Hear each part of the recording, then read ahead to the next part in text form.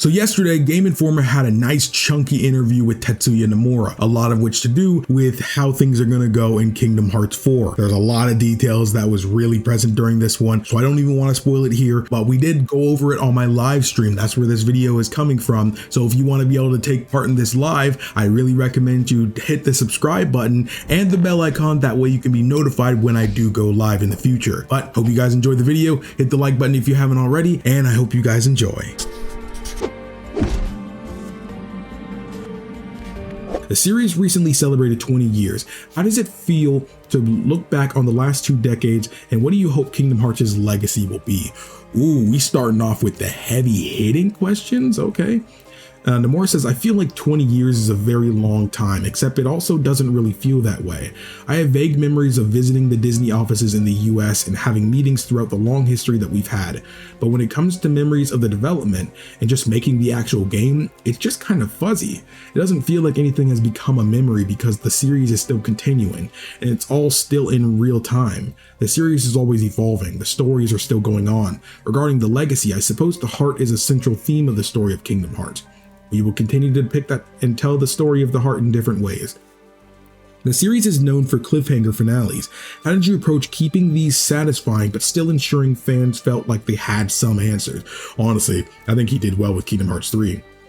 With every title, we just try to create a game that is contained within itself. There is an actual ending in a sense to each game, which is probably something similar to any game that is made. But since the Kingdom Hearts storyline has so many mysteries, and the story is ongoing, there's just so many different things that we can get into. Fans say every time they think that they figure something out, there's now a new mystery they need to figure out. Yeah, I've definitely said that in videos. I suppose it's a combination of just trying to make sure that the game is contained within itself and comes to a clear stop, but then it also is just trying to prepare a new mystery so that fans are aware of what will be important in the next title or the next part of the story that's coming up. Personally, I feel like this approach is not really anything special. It's something that all game developers might be considering when they make their games. What has been your favorite cliffhanger to see fans' reaction to? The first thing that comes to mind is the ending for the original Kingdom Hearts. I feel like that was maybe really unexpected on the player's part because people playing that first game probably didn't think that that story would continue beyond that. Also in Kingdom Hearts 3, when Lucio takes off their hood at the end, I really enjoyed seeing the fans' reactions, just because it was something that I'd really hoped for. I freaked out, dude. I don't know why you guys, but I freaked out. Did you expect characters from games like Birth by Sleep and 358 Days Over 2 to become so popular? Do you feel like their stories are complete, or can we expect more of these characters to pop up in Kingdom Hearts 4? I really didn't think that the characters from these 2 titles would become this popular. I had thought the players wanted to see more of characters like Sora and Riku. It was kind of unexpected that the characters from these 2 titles were so well received. As far as including them or continuing their story in Kingdom Hearts 4, the story for Kingdom Hearts 4 is focused more on Sora's disappearance. I'm not quite sure if there will be room to really explore the other characters' stories as much. But I'm aware, and the team is aware, that these characters are very popular and people want to see more of them. So if possible, it would be great to include more of them or continue to share more of their story in the future opportunities. Another area where we saw Kingdom Hearts' popularity surge was seeing Sora in Super Smash Bros. Ultimate, and you talked about your feelings on having Sora involved. Obviously, I was very happy that we were able to have Sora make an appearance in Smash Bros. Ultimate. Most of the feedback when Sora was announced for Smash Bros. Ultimate was, I can't believe Disney okayed him for the game. That's what we were all saying, dude. No, Sora's not going to be in. They have to go through Disney and stuff like that. Behind the scenes, I was actually the one being very picky about his appearance in Smash Bros. Disney was the one that was like, go ahead, this is a great opportunity. I thought it would be tough to pull off because it might clash with the established lore in Kingdom Hearts and the Disney worlds, so it was an opportunity I had to consider very carefully. After seeing how happy everybody was in welcoming Sora to Smash Bros, I feel like the end result was really worth it. I mean, he's over here thinking, wait a second, if the Keyblade and Sora exists in Smash Bros, then that means Mickey Mouse is canon to Castlevania. He's thinking about stuff like that. That's really funny. Xehanort is such a memorable villain, and now that we're going into the Lost Master arc, how do you follow that up and create fresh conflict with new adversaries? As you mentioned, Xehanort is a really memorable character. We did take a lot of time to flesh out this empty presence throughout the series, enemy presence throughout the series. It all started in the original Kingdom Hearts, where there's Ansem and Kingdom Hearts 2 with Xemnas. Basically, these two figures that stem from one person. In the first game, we explored just the heart portion. In the second game, we explored the physical body. It all led up to the full physical embodiment of the character. I really like that we took this slow burn approach to build up the character. I feel the presence of the enemy character is so important for them to be a really good character. It gives the story a lot of depth and density. I feel like we pulled that off. Now we're moving on to the next saga. In the trailer for Kingdom Hearts 4, we mentioned the Lost Master arc. We're going to be delving into the new enemy figure for the continuation of the story. This new enemy has a lot to do with the masked characters that appear at the end of Kingdom Hearts 3. Ooh, this enemy is going to have something to do with the foreteller, so that's kind of alluding to me that it's going to be the Master of Masters.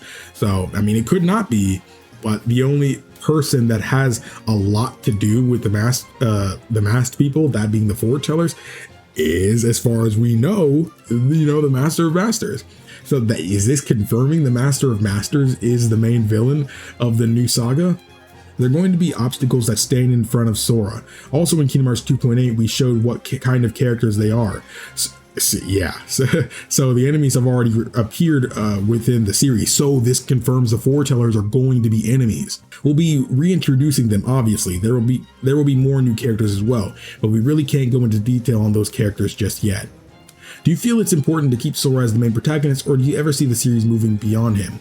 As far as spin-offs go, we've had main characters that were not Sora, but in terms of the mainline series, I think Sora is actually the only real candidate for the main character. I think if Sora is no longer the main character, then I would also feel like that would indicate the end of the numbered titles. He's that important to the series. We saw Donald and Goofy in the Kingdom Hearts 4 reveal, but one question a lot of fans have is how much Disney will be integral to the series. For you Disney fans, here we go. With regards to Kingdom Hearts 4, players are definitely going to see a few Disney worlds in there. I just want to mention that they don't need to worry so much about this aspect of the game. It might feel slightly different from previous Kingdom Hearts titles, but once players have had a chance to play the game, I'm sure they'll be relieved to find out that it's definitely a Kingdom Hearts title. I completely lost myself there. It's the game series that they've come to know and love. As far as the graphical qualities, since with each new title the specs have been really increasing and there's so much more we can do in terms of graphics, it kind of limits the number of worlds we can create in a sense. At this time we're considering how to approach that, but there will be Disney worlds at Kingdom Hearts 4, and that's the official confirmation. When did you start working on ideas and planning for Kingdom Hearts 4, and what things did you know you wanted to incorporate early on? Whenever I'm working on a title, I'm already thinking about what I want to incorporate in the next one. For example, with Kingdom Hearts 4, I had already started thinking about what I want to do with it while making Kingdom Hearts 3. This is more in terms of characters, worlds, or gameplay systems I want to implement. Every time it's the same process. I'm constantly thinking of what to improve or change in the next title. For example, in Kingdom Hearts 2, we introduced the reaction command system. I felt like fans didn't take to it well and it wasn't that popular.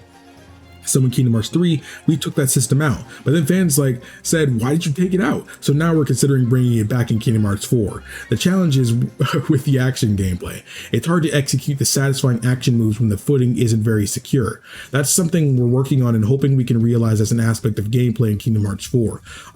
That seems like it's going to be a lot more in-depth than it's been in the past. Will we be spending a lot of time in Quadratum? Does having a more realistic setting give you bigger opportunities to try new things with the gameplay? I think it'll be a pretty good amount of time since it is set in as the initial base within the game. You spend time there and then go to different worlds and then go back there. Okay.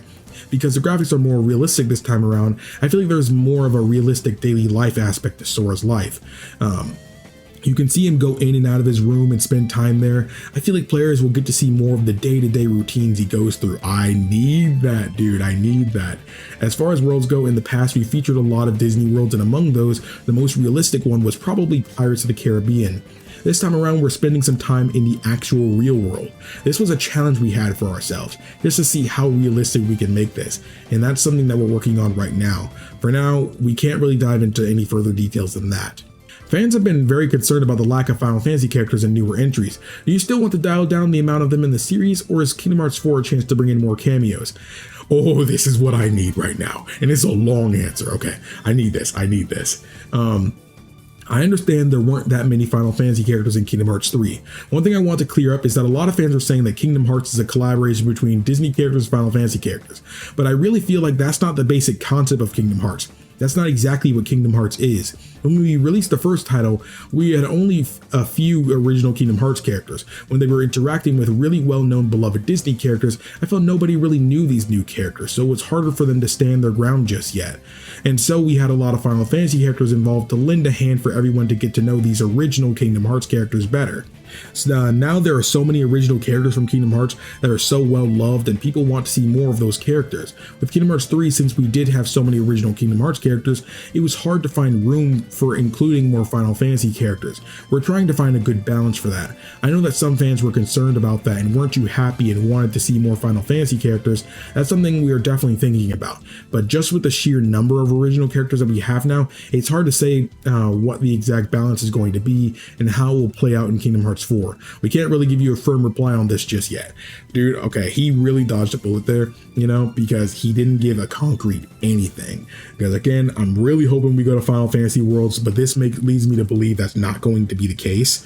But even with cameos, because what would Final Fantasy characters be doing in a real world, but hopefully we can see them in the Disney worlds. I really want to see Terra, or Locke, from Final Fantasy VI somewhere. I'd love to see, him meet with Zidane. I just think that'd be so cool. Do you want to give one final tease for fans about what they can look forward to? With regard to Kingdom Hearts 4, unfortunately, there's not any new information I'm going to be able to share for a while. But if people could really dive into this interview that we had today, I did reveal a little bit of new information and more details during this conversation. So it'd be great if people could consider that and find some new information that way. I did. I also wanted to mention Kingdom Hearts Missing Link. We're working towards launching the closed beta within the year. I know that not everybody's really into smartphone games, so some fans might not be really excited for it, but we're making it so that it's something that anyone can jump right into. Compared to our past mobile releases, it's a lot closer to the series and also connected in many ways to Kingdom Hearts 4. The easiest way to get more new information and hints about Kingdom Hearts 4 will be to first play Missing Link. There will also be some more mysteries not related to Kingdom Hearts 4 specifically, but just throughout the series in it. Also, some figures that appear in Missing Link are tied to Kingdom Hearts 4. That's all I can really say now. So we might see Missing Link characters in Kingdom Hearts 4. And another thing, I realized that he was talking about that he revealed some things. I believe it was during the enemy section when he was talking about Xehanort and stuff. He was talking about the enemies and stuff like that. And it's clear that he was talking about the foretellers being the new antagonists and stuff. Yeah, like we're going to be delving into a new enemy figure for the continuation of the story. This new enemy has a lot to do with the masked characters that appear at the end of Kingdom Hearts 3. We know at the end of Kingdom Hearts 3, the foretellers were, shown to be in the current day of Kingdom Hearts. And we know that the one person tied to all of them is their master, the Master of Masters, who we know also knows about Quadratum, and was there. He was confirmed, in Quadratum at the end of the secret movie. Nomura confirmed in an interview that was the Master of Masters. So the Master of Masters has been to Quadratum. I don't know if he will be there at the same time, but we know that he will be there. So, that is a lot of information to do. And he also goes ahead and says that there are going to be obstacles that stand in front of Sora. Also in 2.8, we show what kind of characters they are. So the enemies have already appeared within the series. This showing that, confirming that the foretellers are the enemies of the new arc. They ain't gonna get together, we gonna have a good time. No, they are the main villains. Okay, that's a confirmation to me. That's confirmation. But what did you all think? I've been recording this live, and I know this is something that everybody's going to freak out about, but let me know what you all think. Were you able to pick out some things during this interview that I wasn't able to? Or did you mainly just kind of get the things that I kind of found? Let me know in the comments down below. But if you enjoyed this video, let me know by hitting the like button and subscribing to the channel with the bell icon rang. That way you guys can never miss another live stream or video ever again. But thank you all so much for watching. My name is KingdomAce, and remember everyone to play some games, have some fun, and enjoy your day today.